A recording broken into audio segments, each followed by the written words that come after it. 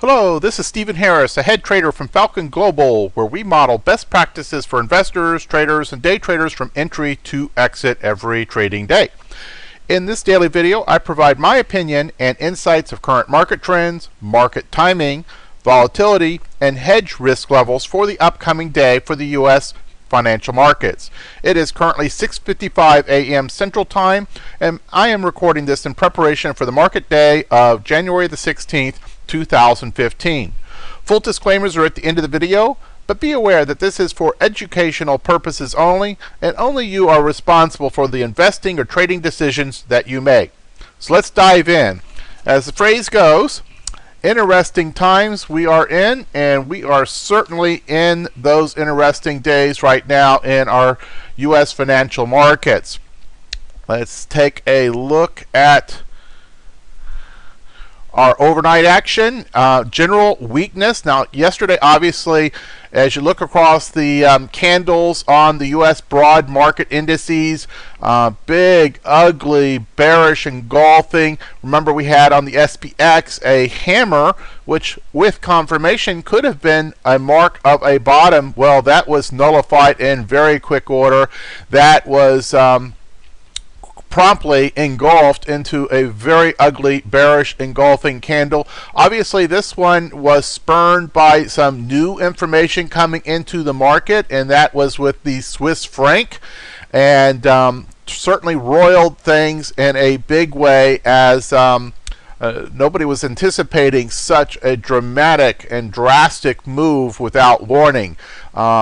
It's kind of like if our Fed had changed the interest rates by not just a quarter point, but like a point all at one fell swoop, it would absolutely roil the markets. And the Swiss exchange was down, I understand, about 10%.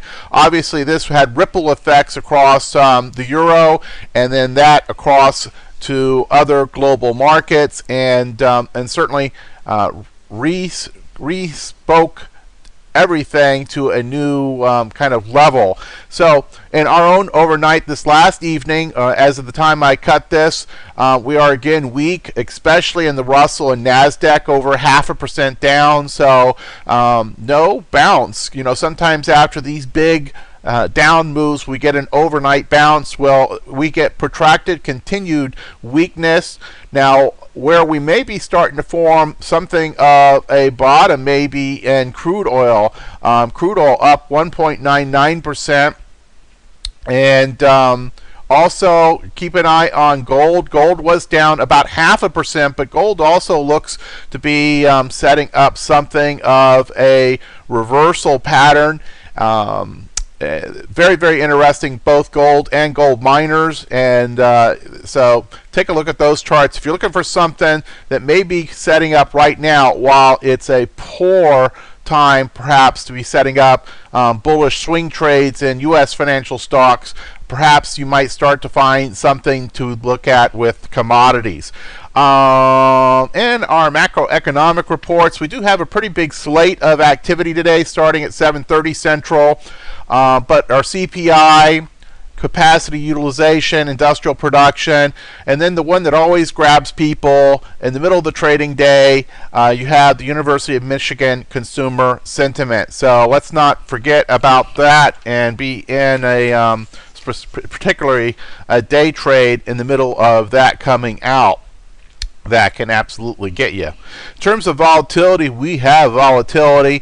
Our short-term VIX is now at 23.73. Historical IVs on the S&P and the Dow are in the upper third of the historical one-year range. Also, if you take a look at the S&P in terms of standard deviation days, we've had 8 of the last 10 trading days have had at least a 1 standard deviation move. In terms of close to close, even these two here, which show as 0, actually they were wide range days, but they were more of a kind of a doji or a small body pattern. So where close to close didn't look like it was a standard deviation move, there was actually quite a bit of range in those days. So we've had really a very remarkable run ever since the holidays of very large range action. across our broad market indices. And let's go to our timing reports. We've had some changes here in recent days. Hopefully you've been on top of that. Oop, there's a misspelling. I'll get that fixed. But if you're a crude oil trader, be aware that crude oil contract has rolled over. There is more volume on the new contract as of today than there is on the prior contract, so you should be moved over. In terms of our market trend intermediate term phase opinion, we are at phase 5. We have had break of support. Typically, this period will last 1 to 2 weeks. This is the time in which you have to be very astute, taking a look at when do you get the signals that the bottom has formed, and then at that point going in with perhaps selling puts, put credit spreads, these kinds of things where you dip your toe in with strategies where you just have to be not too wrong in your premise and you will make money. And then once you start to feel some confirmation coming through, then you start to look at more delta positive strategies and get more aggressive in that aspect. Our portfolio trader posture is uptrend under pressure. We were, of course, flip-flopping around and treating our active trader posture as neutral. And actually, I'm going to probably revise this language here as of yesterday. This is no longer really flip-flopping. It's fallen off the fence. It is clearly in a posture of bearish at this time.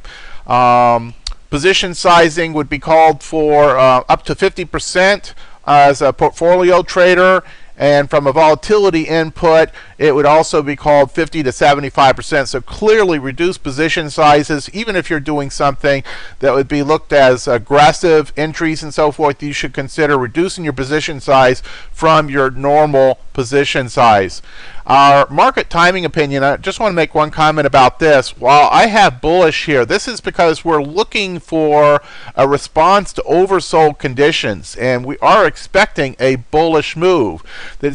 I say one-day outlook. It could happen today, but you don't just mechanically say, oh, one-day outlook bullish, let's go long. No, you have to look for signs in your technicals, in your charts, in your market breadth that we've actually found exhaustion, that we've actually capitulated and have started to form a base, and then you look to go bullish. So, but we are in oversold conditions across quite a few of the industry sectors and S&P sectors.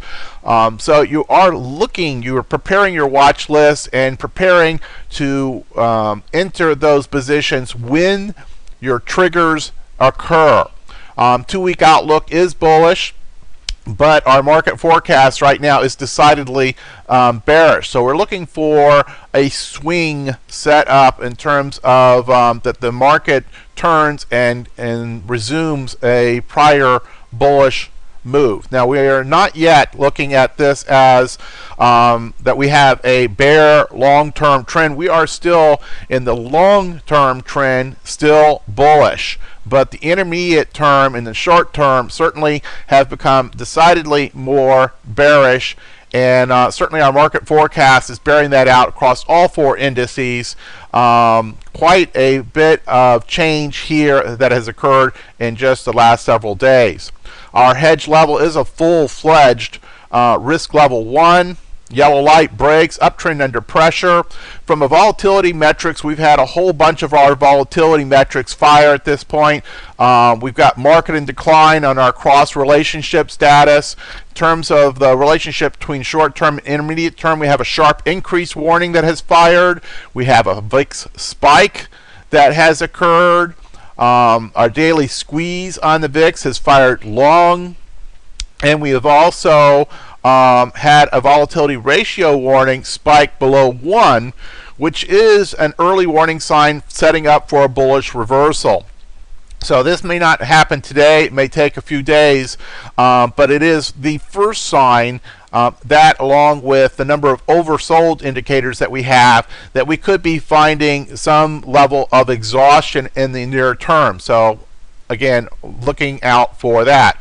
Option income strategies absolutely unacceptable to be doing conventional option income strategies in this window unless you are a super specialist and are doing something that will benefit from a volatility crush.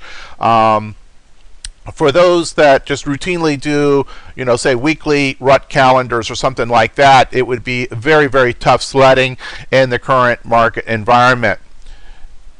And some of the other things we want to go into, obviously our market postures by S&P sector looking very, very ugly. Again, note what's holding up: consumer staples and utilities. When the market does bounce, those will likely be some of the ones with the cleanest action. Obviously, those high beta areas will likely bounce the sharpest, but you will also have to be much more nimble on your entries with high beta sectors and those with these higher numbers here. So, for example, financials would be considered a high beta. Very ugly right now.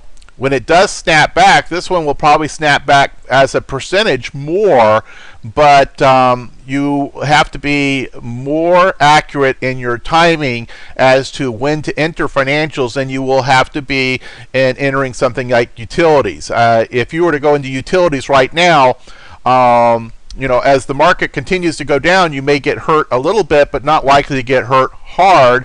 And then as the market recovers, you may see that some people actually start to exit utilities and move back at some point into the high beta areas. So kind of keep in mind how these work together, not just what their current market postures are, but also as we rotate across the bottom and then start to move back up, what are you going to be looking for as your best opportunities? As a percentage, you see utilities, good day yesterday. Energy actually had a good day. Like I said earlier, we're starting to see some evidence that crude oil may be finding something of a base, but it's been very volatile. So it's clearly not a V bottom in crude oil at this point, but it may be starting to form something of a base, so we'll continue to watch that. All the other sectors are negative. Financials just getting hammered. Number of earnings plays in the financial sector have already been released and a lot more coming, and they have been missing broad-based across the spectrum. Very, very few financials with much good to say, so they've been getting hurt. And I think that's probably enough for today. As always, we greatly appreciate your taking the time to hit like on that YouTube channel, on your favorite social media platform that you're following us. It really helps us in understanding what we're doing that is resonating the most with you.